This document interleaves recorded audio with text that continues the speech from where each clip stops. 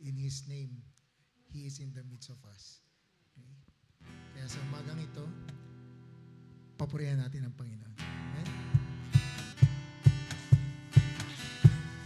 Hilingin natin sa Panginoon na ibuhos niya yung kanyang spirito to fill us up para sa pananalangin natin. Hallelujah. Ibuhos mo, ibuhos mo, ibuhos mo ang iyong espiritu. Ibuhos mo, ibuhos mo, ibuhos mo ang iyong espiritu. Aming Diyos.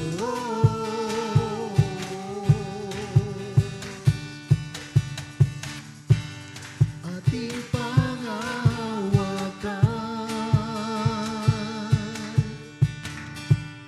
ang iyong iniwang pangako na iyong ipagkakaloob, banal na Espiritu, sa lahat ng tao. Ibuhos mo, ibuhos mo, ibuhos mo ang iyong espiritu. Ibuhos mo, Panginoon.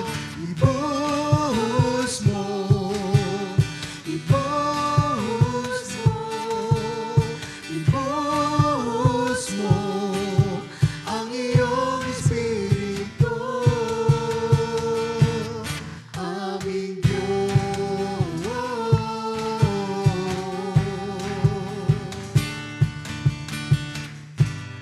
Ating panghahawakan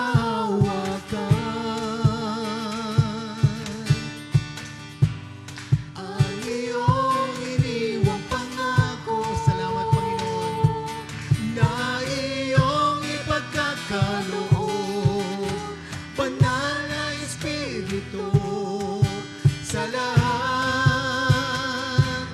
ng tao. Minsan pa, ating panghahawakan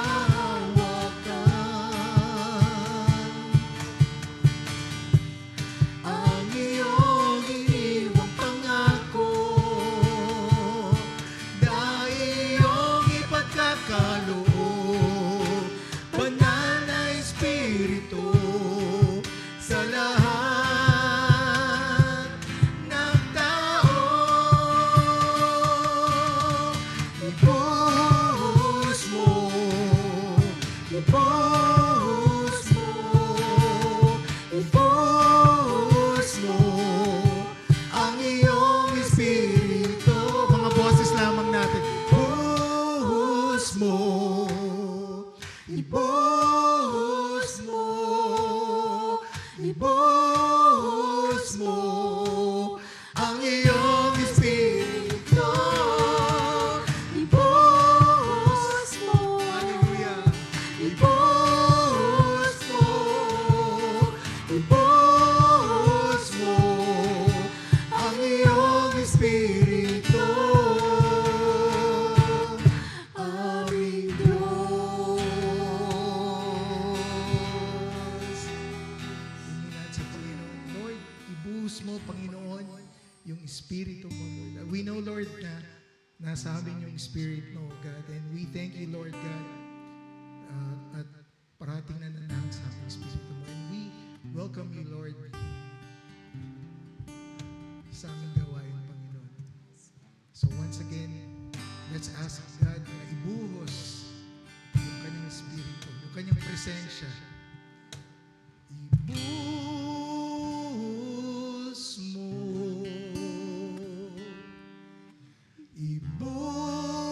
ibuhos mo, ibuhos mo ang iyong espiritu. Sa uling pagkakataon,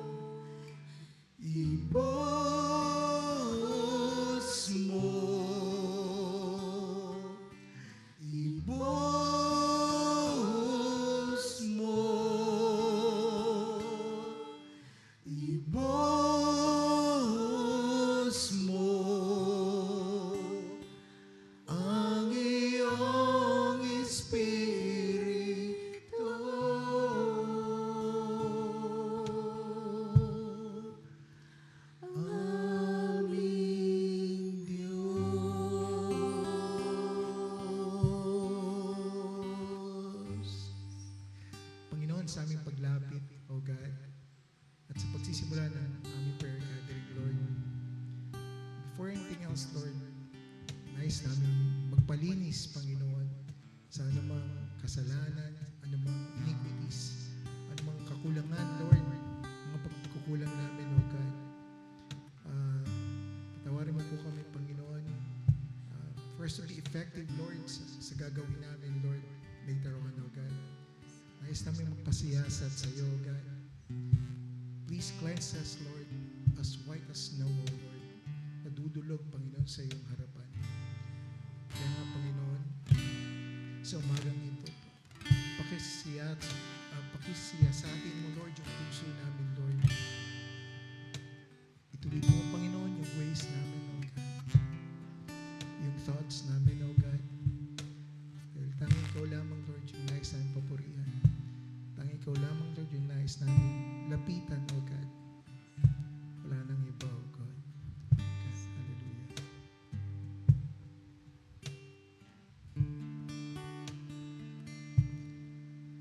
Siyasatin mo, Jesus, ang puso ko sa kasalanan nagawa laban sa'yo. Nagtatapat, sumasamo, tumutulong sa harap ng banal mo. Minsan pa, siyasatin mo, O Diyos. Siyasatin mo, Jesus, ang puso ko sa kasalanan nagawa laban sa'yo. Nagtatapat, sumasamo, dumudulog sa harap ng banal mong trono. Lumalapit, di man karapat-dapat sa kabanalan mo. Biyaya at kawan, kapatawaran sa'yo ay nakamtan ko, O aking Jesus.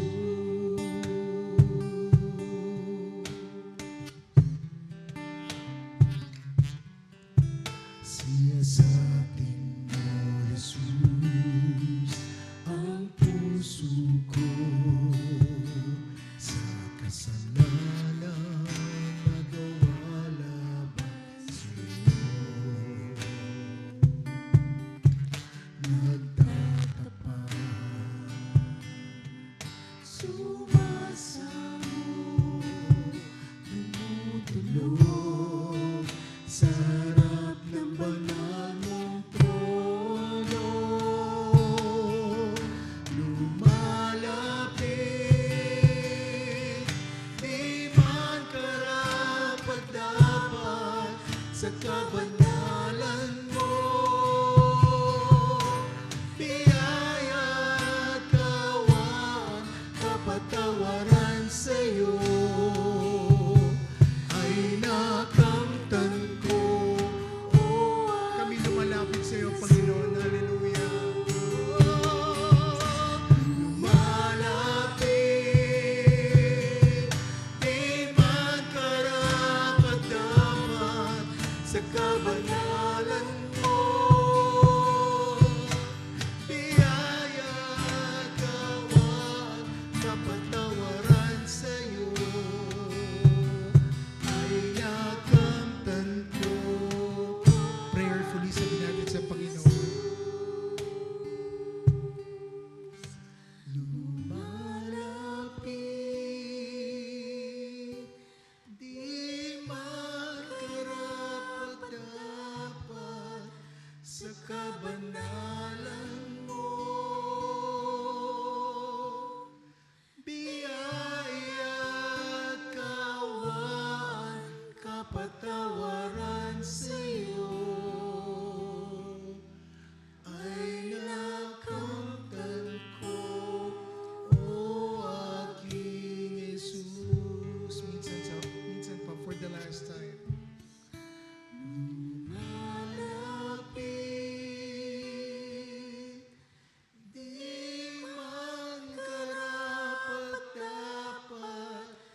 sa kabanalan mo.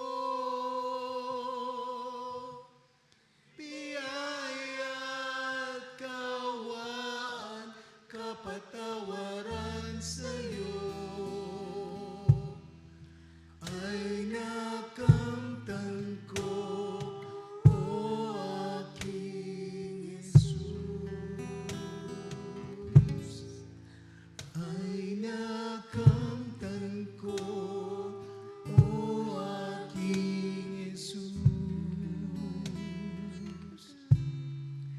Ay nakamtan ko, o aking Jesus. Panginoon, sa umagang ito, Lord, salamat, O God, dahil pinatawad mo kami.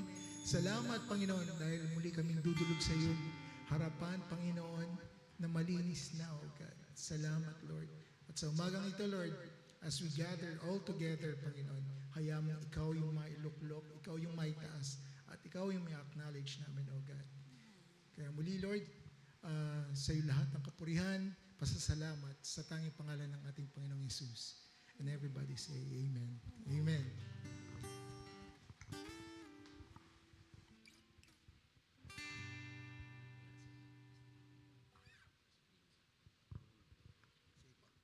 Ayan po, testimony time po tayo.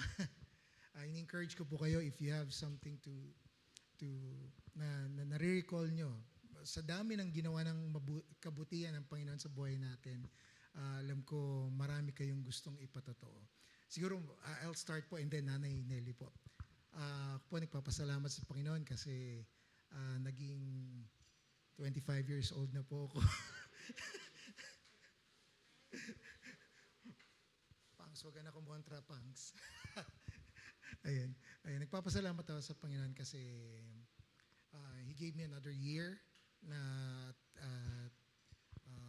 ng buhay, ng opportunity para patuloy na makapaglingkod sa Panginoon. Yes, ang buhay hindi madali, pero one thing is for sure, na patuloy niyang pinapatunayan sa akin, sa ating lahat, na tapat siya sa lahat ng bagay. Amen? Amen po. Ano pa po ba? Ayun, hindi lang sa akin, sa aking anak. Ayun, nadagdagan na rin ng taon si Oreo. Kaya nagpapasalamat po ko. And sa inyo pong SWCC family, sobra po akong natutuwa po kasi yung sa inyong pagbati. Thank you very much po. And again, mabuti ang Diyos sa lahat ng oras, parati nating panghawakan yon dahil kahit kailan hindi siya magbabago. Amen. And next po, si Nanay Nelly. Praise God. Magandang umaga po sa inyong lahat. Nung pong nakaraang Sabado, yung pinalampas ko. Pero ngayon sabi ko, para sasabog na dibdib ko. Nais kong pagmalaki ang ating Panginoon kasi sa yung pagtugon niya. Maraming salamat sa prayers niyo. Mga kapatid, maraming salamat. Sabi nga, Diyos natin hindi nagpapabaya kailanman. Proven na po yun. Tapos may pagkakataon na, Lord, lagi mo ilagay sa sarili ko. Yung may pangyayari sa ating kapwa na yung kung tayo nasa ganung circumstansya, Lord, natuturuan mo ko na patuloy na magpakumbaba sa iyong harapan. Natututo tayo, lesson learned.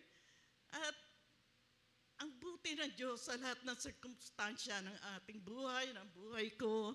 Kaya wala akong nais pagmalaki kundi yung pangalan ng ating Panginoon na patuloy na kumikilos sa ating pananalangin, sa ating pagpapasalamat sa araw-araw. Ano man yan. Kaya sa Diyos ang papuri at pasasalamat.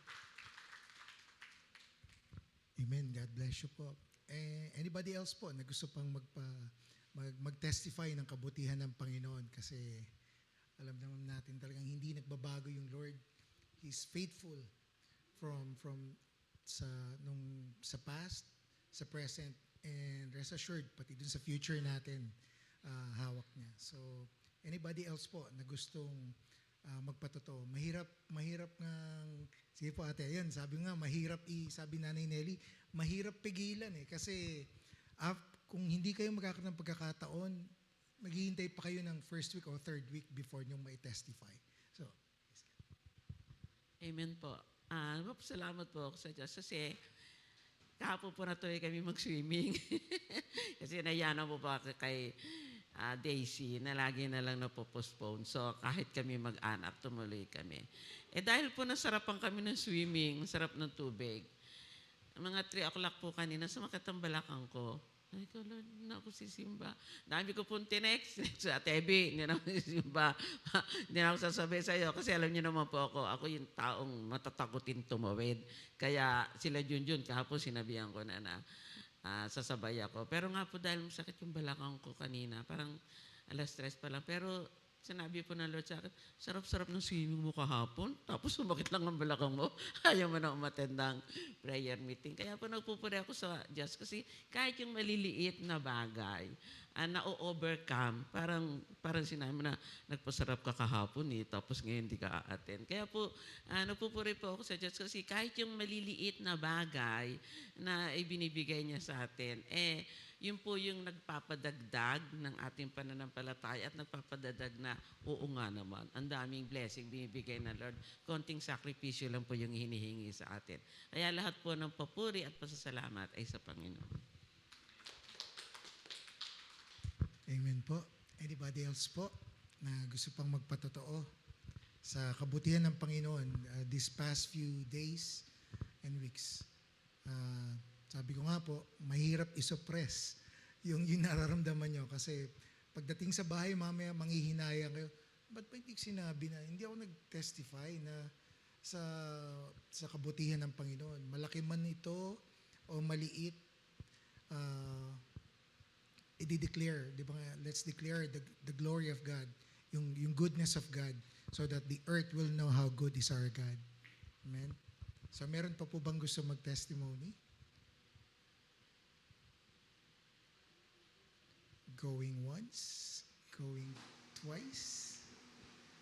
Sige po, kung wala na po, ibigay ko na po kay Pastor Alex po yun.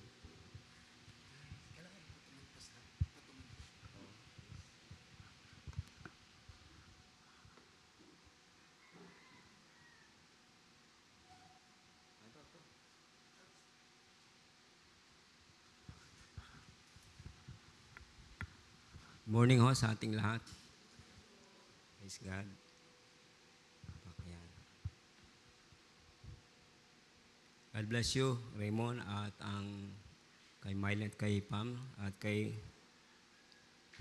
sino yun? Si JR sa ating worship time.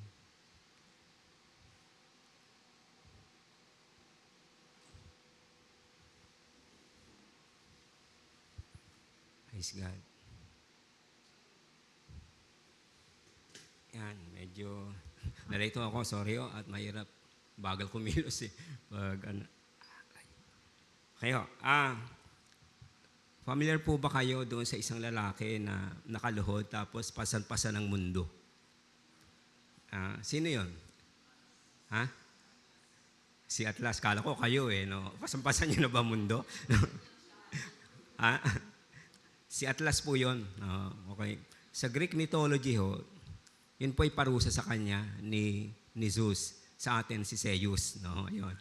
Yun po ay yung pong Zeus, yun po ang chief god ng ng Greek mythology. Nagrebelde po kasi si Atlas kasama ibang mga titans against Olympus, no? Pag sabi pong Olympus, yun po yung mga supreme na gods, no? Kaso natalo sila So dahil sa galit po ni Zeus, pinarusaan siya, no? Mali nga po yung yung imagery na pasan ni Atlas yung daigdig, no? Ang pinapasan sa kanya yung buong universe. Ayan, no? Kaya lang hindi siguro ma-depict ng painter. Paano mo papasanin yung buong universe, di ba? So kaya ang naging pinasan niya na lang ay yung mundo. Si Atlas po yun. Okay ho? So hanggat hindi nililift ni Zeus yung punishment o yung curse, dala-dala niya yun, no? Okay ho? So pag-usapan po natin yan. Ang tawag po doon so na-burden po siya doon sa dala-dala niya kasi napakabigat naman talaga noon. So pag-usapan po natin yan, burden at anong kinalaman niya sa prayer. Burden and prayer, yan po yung ating pag-uusapan sa umagang ito. Ang sabi po sa awit 55, verse 16, tapos po 17 and then verse 22, ito po sabi ng salita ng Diyos. As for me, I will call upon God and the Lord shall save me. Evening and morning and at noon I will pray and cry aloud and He shall hear my voice. Tapos po pagdating sa verse 22, ito na po, cast your burden on the Lord and He shall sustain you. He shall never permit the righteous to be moved. Amen. Ito po ang salita ng Lord. Ito po yung pagbubulayan natin sa umagang ito. Dalhin po natin ito sa ating Lord sa pamamagitan ng prayer. Salamat po Diyos sa panahon na ito na kami po ay nakapag-gather para po sa magpuri sa iyo at manalangin maya-maya lamang. At gayon Lord ay pag-usapan po ang iyong salita. Hiniling po namin na patuloy ang Banal na Espiritu ang siyang mangusap sa aming mga puso at magdala po ito ng inspirasyon, ng kalakasan at pag-asa sa amin. Especially, Lord, sa sino man sa amin na burdened, Lord, ng maraming pagsubok o mga challenges sa buhay. Nawa, makatulong po ang yung salita sa umagang ito para po magkaroon kami ng hope at magkaroon kami ng faith, Lord, to move na kahit ganito yung sitwasyon, ay alam po namin you will sustain us as we carry many burdens in our life, lalo po sa panahon ngayon. Sa iyo po bumalik ang papuri, ang pagluwalhati at pagdakila. Sa pangalan ni Jesus, tayo pong lahat ay magsabi ng Amen. Praise God. Praise God.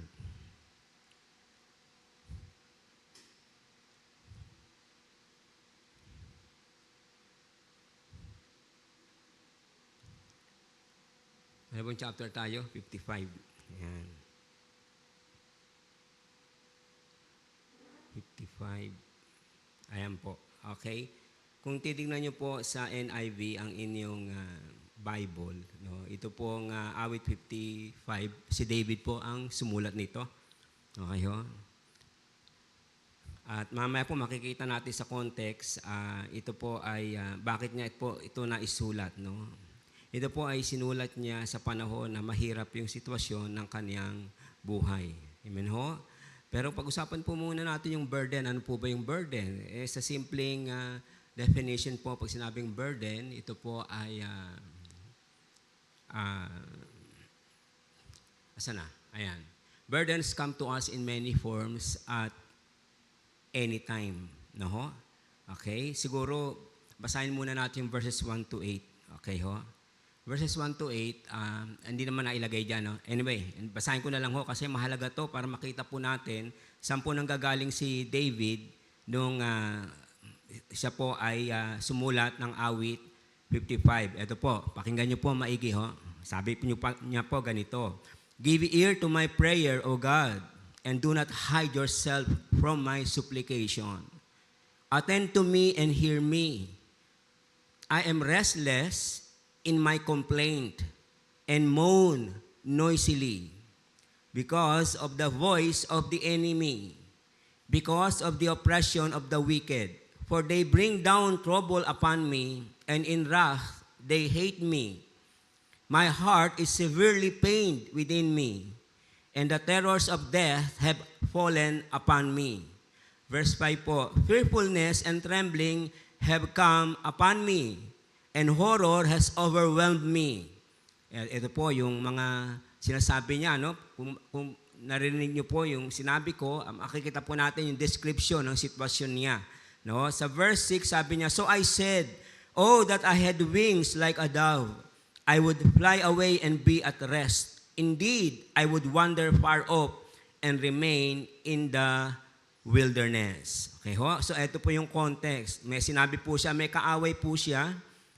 Hindi naman niya sinabi, meron siyang enemy. Hindi po nagkakasundo ang mga scholars. Ito ba'y si Absalom na nagrebelde sa kanya? O isa sa kanyang mga high-ranking officer na gustong siya magkudeta? o isang tao na talaga pong nagbibigay sa kanya ng hirap. Hindi niya po sinabi yon, pero dito po nanggagaling yon. But seemingly, mga kapatid, sobrang intense yung naramdaman niya, yung naranasan niyang opposition to the point na tumawag na po siya sa Panginoon. Ang sabi nga po diyan, umiyak na siya sa Lord para tumawag sa kanya. So sinasabi po natin dito, masyado siyang na-burden dito sa problemang hinaharap niya. Okay, sabi po natin, yung burdens come to us in many forms at any time. Kita niyo pa yun. Sa kanyang context, sa kanyang sitwasyon, may kalaban po siya. Alam po natin sa salita ng Diyos, maraming reason bakit ang tao ay nabibigatan. Bakit po nabigatan si Elijah? Kasi po, na-discourage po siya. No? Nawalan siya ng loob nung pagkatapos niyang gapiin ang mga propeta ni Baal, bigla po siyang tinamaan ng discouragement at ng takot kasi binantaan siya ni Jezebel na siya papatayin. So sinasabi niya marahil, bakit ganoon? Nagpagamit ako sa Lord, naglingkod ako, tapos eto pala, ako pala ay mapupunta sa isang napakahirap na sitwasyon. So feeling niya po ay ang Diyos pinabayaan siya, kaya tumakbo siya. Tumakbo po siya, no? Nawalan po siya ng courage, na-discourage po siya.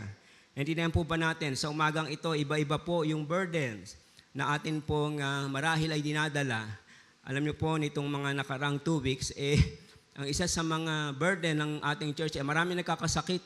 Marami pa nga na hospital, no? So, we wish na hindi na yan, no? We wish na may spare tayo yan. Pero yun po yung reality kasi, sabi ng Lord, in this world you will have tribulation, but be of good cheer, for I have overcome the world. Amen po ba? Talaga pong nandyan eh. We will go through this suffering and pains. Kahit po mga Kristiyano tayo, maliwanag po yun sa salita ng Diyos. 1 Peter chapter 1 verses 6 to 7. Ang inyong panampalataya ay pinapadaan sa apoy para dalisayin. Amen po ba? So, lagi pong may reason bakit tayo ay may burden sa buhay. Pero sinasabi lamang po natin, hindi ganun kadali yung magkaroon tayo ng burden. No? Okay. So, a burden, no? Sabi po sa Oxford Languages, pag sinabi pong burden literally ay a load, typically a heavy one. Di po ba? Yung pag may binubuhat ka, di po ba, nabibigatan ka. Halimbawa, eto, mabigat po ito. Although kaya ito ng isang tao buhatin, pero ako, kung kaya ko itong buhatin, kailangan mag-struggle ako. No? Kailangan ko may katulong. Siguro sina Raymond, kaya nito mag-isa. No? Kasi malalaki sila. Ang sinasabi lang po, pag sinabi pong burden, it is a load, typically a heavy one. Isang mabigat na dinadala. So po yung mga karwahe, di po ba? Yung mga kalabaw na mahinihila. Burden po yun. Mabibigat po yun, pero dahil malalaki sila, malalaking mga animals, kaya po nila yun. So a burden may be in the form of sickness. Maraming mga may sakit sa ating kapatiran at mga mahal sa buhay ng ating kapatiran. Maybe in the form of financial limitations. Nag-struggle tayo financially. It could be personal struggles. Kung saan man nanggagaling yon, kung ano man ang dahilan nun. Emotional fatigue. Napapagod na. Napapagod ng harapin yung mga sakit, yung mga challenges. No? Gusto nang gumibap. Loss, no? Kawalan, nawawalan ng maraming bagay. Maraming nawalan ng mahal sa buhay, loss of energy, loss of hope, any losses na nakakabigat sa buhay, and even failure. So marami po yan. Sa salita ng Diyos, makikita po natin yan at sa mga personal experiences natin. So yung Psalm 55 po, kung mapapansin ninyo, yung verses pong yan, yung 16 to 17, about prayer yon. Pagdating po sa verse 22, about prayer din po yon. Hindi po ba natin? Pero yung mga binasa ko sa unang verses, prayer po yon. I cry aloud to God. Kung papansinin niyo po, yung intensity ng burden na daldala ni David, masyadong mabigat yon. Masyadong pong mabigat yon. Kaya nga sabi niya, Lord, sumisigaw na ako sa iyo, umiiyak na ako sa iyo. Okay, ho? So there are times yung ganong burden sa buhay natin, it is too much to handle. No? Kaya minsan nag-resort tayo na gumibap na lang o umiyak o ma-discourage o talagang maral sisihin natin ang Panginoon. Pero hindi po yun ang gusto ng Lord. Ang gusto po ng Lord mangyari ay ipasa natin yun sa Kanya. Amen po ba? Okay ho? So, pag tayo may burden sa buhay, ano po bang mga nangyayari? Una ho, having a burden causes us to panic or get worried. Tama po ba? Pag tayo po ay mayroong mga burden sa buhay, ano man yan, nabanggit ko na kanina, nagkakos ito ng panic o nawo-worry tayo. Sabi po sa verse 2, attend to me and hear me. I am restless in my complaint. Restless. Napapagod na ako. Yung restless, di ba? Hindi mapakali. Ayun po yung restless. Hindi mapalagay. Hindi naman kung ano iisipin. I am restless in my complaint. Sa kanyang pagtatanong sa Diyos, napagod na rin siya. No? And moan noisily. Alam niyo po, yung moan, kasi silent yan eh. Pero sabi niya, alam niyo ba yung nagmo-moan? Di ba? Silent yun eh, nagmo-moan ka. No? Yung umaano ka na lang, yung meron kang gustong sabihin, meron kang nararamdaman pero napapabuntong hininga ka na lang. So, silent yun eh. Pero sabi niya, I moan noisily. Hindi ko alam kung paano yon. Pero sinasabi lang po dito na talagang matindi yung pinagdadaanan niya. Kaya, so kung tayo po ay nagkakaroon ng panic o nawo-worry, isa pong natural na epekto yan kapag tayo ay may dinadalang burden. Next, having a burden causes us to be discouraged and be despaired. Ang sabi po sa verses 4 and 5, my heart is severely pained within me. New King James Version nga pala, itong ginagamit ko. My heart is severely pained within me. Emotion po yun. No?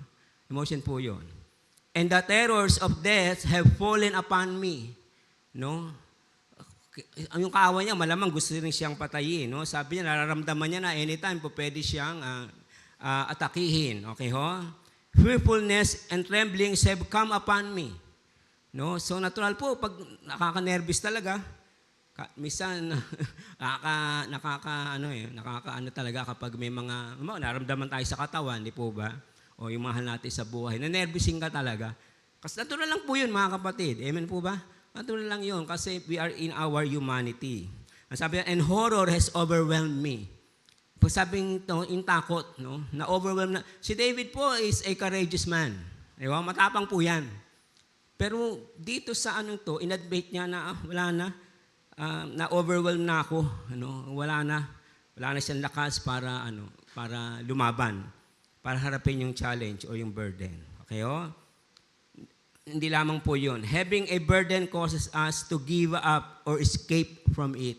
Ang sabi po sa verses 6 and 7, so I said, oh, that I had wings like a dove. I would fly away and be at rest. Indeed, I would wander far off and remain in the wilderness. Di po ba? May time ganun tayo, gusto nating takasan yung problema. No, sana hindi na sa atin dumating yon. May mga nakausap ko, may mga sakit na serious. Basta sa akin pa dumapo to. Di ba? Bakit ako pa nagkaganito? Sana hindi na ito. Sana iba na lang. Di ba? Ang isang, sabi ni David, gusto niya ng takasan. So kung gusto nating takasan yung burden, salamat. Meron tayong, hindi tayo nag-iisa. No? Meron tayong kasama.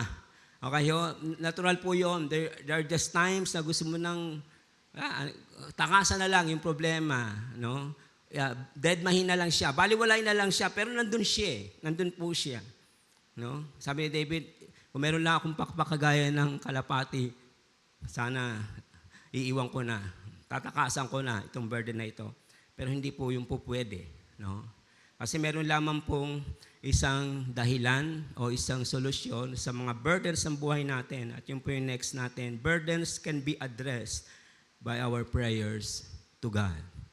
Amen po ba? Titingnan niyo po yung introduction nito. Dinedicate po ito ni David sa chief musician. Sinulat niya ito. No? Hindi ko alam kung nilagay niya ito ng melody. Hindi ko po alam. Pero ito po ay dinedicate niya sa chief musician doon sa praise and worship. Malamang, gusto ni David na itong kanyang, ang tawag po kasi dito sa psalm na ito ay, it is a psalm of complaint, it is also a psalm of trust. Kombinasyon po yan. Marahil gusto niyang awitin ito ng mga Levites doon sa templo, no? Basta wala pa yung templo noon, doon sa tabernacle, no? So sabi niya, pinasa niya po ito. So may intention po si David na i-preserve itong experience niya. Gusto niya na yung mga Israelita rin marinig, malaman yung pinagdadaanan niya at of course maisama ito doon sa kanilang liturgy ng pagsamba. Nakinig po ba tayo? Kaya every song has its own story. No? Ang mga music po, ang mga songs, may mga istorya po siya. No? Kahit sa gospel, di ba, sabi ko sa inyo, I surrender all, di ba, last time, may istorya po yon. Lahat po halos ng mga, ito, sa awit, lahat po yan may istorya. Hindi po yan inisip lang, gagawa ko nga ng song. Hindi po, lahat po ng awit dito sa salita ng Diyos, may pinagdaanan, may pinanggalingang konteksto. At ito nga po, ang konteksto nito ay having a burden. Sabi natin, burdens can be addressed by our prayers to God. Verse 16, as for me, I will call upon God, and the Lord shall save me. Tanyo, future pa yon, and the Lord shall save me. So, dama ni David yung burdens, pero umaasa po siya, meron siyang faith na ililigtas pa rin siya ng Panginoon. Our prayers cannot be bound by time and the circumstances we are going through. Amen po ba? Hindi po, nga po tayo may prayer gathering eh. No? But yung ipapag-pray po natin mamaya ay halos lahat yan tungkol sa sakit eh. Minsan kahit tayo nananalangin, hindi po ba parang, paano kaya susolusyonan to ng Diyos? Di po ba? Ang hirap din. That is why it requires faith to pray. It requires, mga kapatid, yung tiwala sa Panginoon. So our prayers cannot be bound by time and the circumstances we are going through. Iba-iba nga po talaga yung burden sa buhay. Pero gaano man katagal na yung burden ninyo, yung time frame niya masyadong prolong na, or anumang klaseng burden niya, dalhin po natin sa Lord. Kasi po, hindi siya nalilimitahan, amen po, ng mga bagay na nangyayari sa atin. Verse 17, evening and morning and at noon, I will pray and cry aloud, and He shall, what? Hear my voice. Tingnan niyo po, awit to di ba? Naaawit natin ito, yung mga vintage dito, yung mga dekada 90 pa to, o early 2000, itong mga awit na ito. But it speaks powerfully, di po ba? Evening and morning and at noon, I will pray and cry aloud, and He shall hear my voice. So, ganun ka-desperate po si David. Bagamat na-overwhelm na siya ng burden niya, sinigap niya pa rin huwag makalimutang dalin ito sa Panginoon. So kung sa evening hindi niya kaya manalangin sa bigat, sa morning magpe-pray siya. Kung sa morning hindi niya kayang manalangin, at noon time mananalangin siya. Basta he will see to it na dadalhin niya sa Lord yung burden niya, anuman ang mangyari, anuman ang panahon, anuman ang sitwasyon. At ganun din po yung gagawin natin sa umagang ito. Anuman ang panahon, anuman ang sitwasyon, anuman ang circumstance, ipapanalangin natin, dalhin po natin sa Lord, kasi sabi ni David, and He shall hear my voice. Amen po ba tayo doon? So pag nanalangin po tayo, kailangan po, Lord, give us faith to believe, to trust You. Para sa mga burdens na ito ay dali namin sa iyong mga kamay. Closing thoughts na mga kapatid. Burdens are meant to be cast to the Lord, not burden ourselves. Yun po yung natutuhan ni David. Yung burdens na dumating sa kanyang buhay, gaano mang kabigat, gaano mang karami, hindi yun intended for him to bear alone. Ito po ay dumating para po ipasa niya sa Panginoon. So sa umagang ito, ano man po yung burden natin, ano man po yung kabigatan natin, ipasa na natin sa Lord. Amen po. Kasi wala naman tayong solusyon din. No? Wala tayong solusyon dyan eh. The only thing we can do is to ikas po natin yan sa Panginoon. Sabi sa verse 22, cast your burden on the Lord and He shall sustain you. I-cast mo. No? He shall never permit the righteous to be moved. No? So yun pong isang nagagawa ng burden. Dinidestabilize niya yung footing natin. No? Yung burden po, kumbaga, di ba pag nahihilo tayo, ang hirap tumayo, ang hirap maglakad, why? Kasi babagsak ka. Pag tayo po ay maburden sa buhay, sabi ni David, yung footing niya, unstable na. No? Literally and figuratively, ganun. Hindi na siya makatayo, hindi na siya makalaban. Okay ho? So sabi natin, burdens are meant to be cast to the Lord.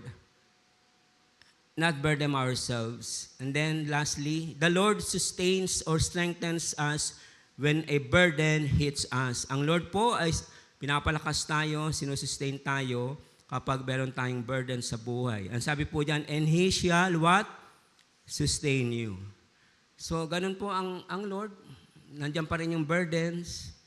Dinadala pa natin marahil, nararanasan pa rin natin yung impact, nararamdaman pa ng damdamin natin, natotorture pa yung isip natin sa mga ganong burdens. Pero, ang sabi po rito, bakit tayo pwede magpatuloy kasi sinusustain tayo ng Panginoon. Amen ho? Pinapalakas tayo ng Lord. Sabi po sa awit 40 verses 1 and 2, at ito ay napakagandang awit, somewhat related yung mga words sa Psalm 55. I waited patiently for the Lord and He inclined to me and heard my cry. He also brought me up out of a horrible pit, out of the miry clay, and set my feet upon a rock and established my steps. Kita niyo po, a while ago, hindi ko alam kung ilan ang diferensya ng mga taon na ito, pero nandun na din si David sa ganitong sitwasyon. Pero one thing po, yung kanyang confession, ang Lord ang kanyang kalakasan, ang Lord po ang kanyang sustainer, ang Lord ang kanyang deliverer. Amen po ba? At enough po yun para maging stable yung kanyang walk of faith sa Panginoon. At yun din po, hindi lang para kay David, para sa ating lahat. Marahil, nangihina tayo, nag-iisip tayo, worried tayo, bibigatan tayo, napapagod tayo. Ano mang pong burden yan, sabi ng Lord, you cast it to me, and I will sustain you, and I will deliver you. Amen po? Let's go, palakpakan po natin ang Panginoon. Amen. Nandiyan po yung mga prayer request natin. Kaso po, siguro patulong na lang ako po paano tayo mananalangin. Hindi. Wala po kasi Sister Ann, may sakit din eh. So, paano gagawin natin? Groupings, ikaw na bahala. So, pakita muna natin. Ayan po ang mga prayer items. No? Ginawa ko na rin po yung kahapon. So, una po, okay, yung pag-pray po natin worship service. Andiyan na po ang, wala po akong bukas, nakinapastalags po ako. Dito po siya. Oh. At i-bless po natin siya. No? Tapos po, prayer for God's provision for our church finance and resources. Ayan na po yan. Tapos pray for our church, all our church workers. Tapos ito po yung mga may sakit. Oh. Tingnan po. No? Ayan. No?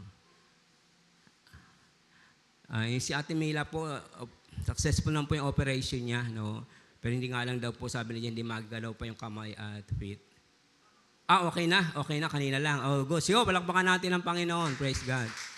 Nagpadala pa uli ako ng video mamaya eh. Nag-request to sabi ko, Jane, mamaya ako na-send kasi may prayer gathering. Praise the Lord. Pray for our CBH and discipleship. Si Gino ang hawak bukas sa discipleship. Okay? Gino, di ba? Umuha ka, di ba? Kasi wala ako eh. Personal prayer request during groupings. Okay, sige. Paano gagawin natin? Tulungan niyo na lang ako.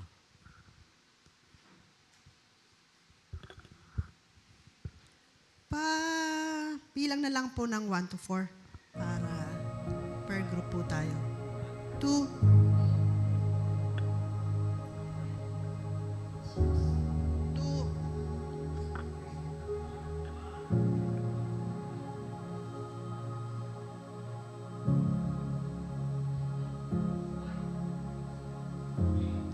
Okay, eksakto. So, punta na po tayo. Pakisama po sa may sakit si Sister Rosel po. May sakit po kahapon pa po siya nilalagnat. So hanggang kanina po may lagnat pa rin siya. So please po, punta na po tayo sa ating mga groupings. Thank you po.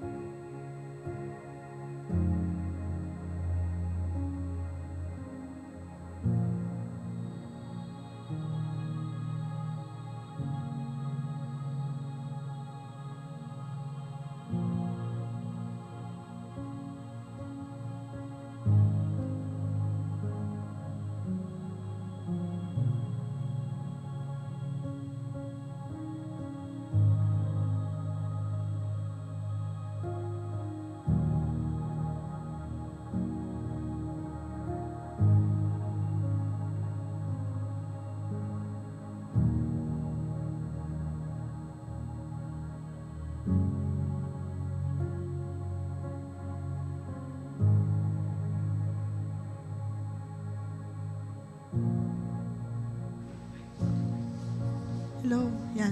Kung maaari po, maipag-pray po natin lahat yung ating prayer items. Distribute na lang po doon sa mga members po natin. Thank you.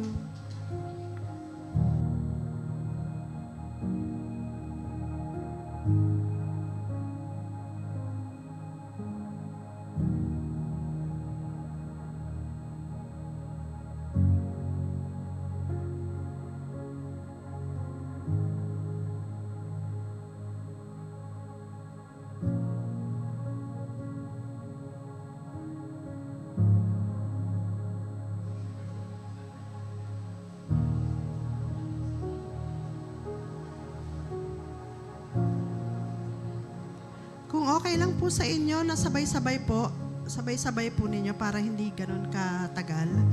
Sabay-sabay po, pero mas maganda po kung lahat po natin maipag-pray. Thank you.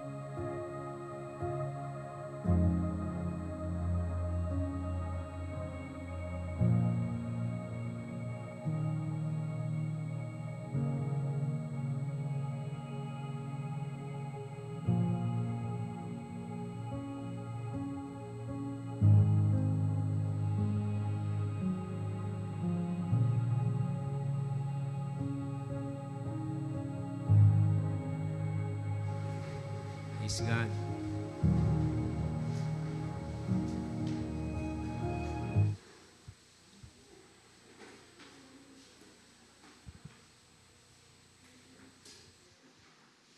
Amen. So, tandaan po natin, no? Sabi ng Lord, siya yung burden bearer natin. Sabi ni David, evening, and morning, and at noon will I pray, and you will hear my voice. Kaya supportan po natin yung 939 moments of prayer. No? Morning, noon, and evening. Praise God. So tayo po'y manalangin. Aming Ama, salamat po sa iyo sa oras na ito na ipasa po namin sa iyo mga burdens ng buhay namin, maging yung burdens ng mga mahal namin sa buhay. Kaya bigyan niyo po kami ng kapayapaan sa aming mga puso at bigyan niyo po kami ng kagalakan na yung Diyos na dinalanginan namin ay tumugon sa amin. Kaya marami pong salamat. Ang practice po ng worship team at The Crew sa umagang ito ay pinagkakatiwala po namin sa iyong mga kamay. Pagpalain niyo po ito at pagtagumpayin. O Diyos, sa samatalang pag-iwahiwalay namin sa umagang ito, ang iyong mayamang pag-iingat at pagbabantay sa bawat isa. Sumainyo po ang pagpapala ng ating Diyos Ama, ang kanyang pag-ibig, na kailanman ay hindi magmamaliw. Ang biyaya at pagliligtas ng ating Panginoong Jesucristo, maranasan po ninyo sa bawat araw ng inyong buhay at ang hipo, ang kalakasan at encouragement ng Banal na Espiritu ay maranasan din po ninyong lahat. Sa pangalan lamang ni Jesus na aming Panginoon, tayo pong lahat ay magsabi ng Amen. Siyo, palakpakan natin ang Panginoon at kamayin natin ang bawat isa. Greet natin sila. God bless you. God be with you.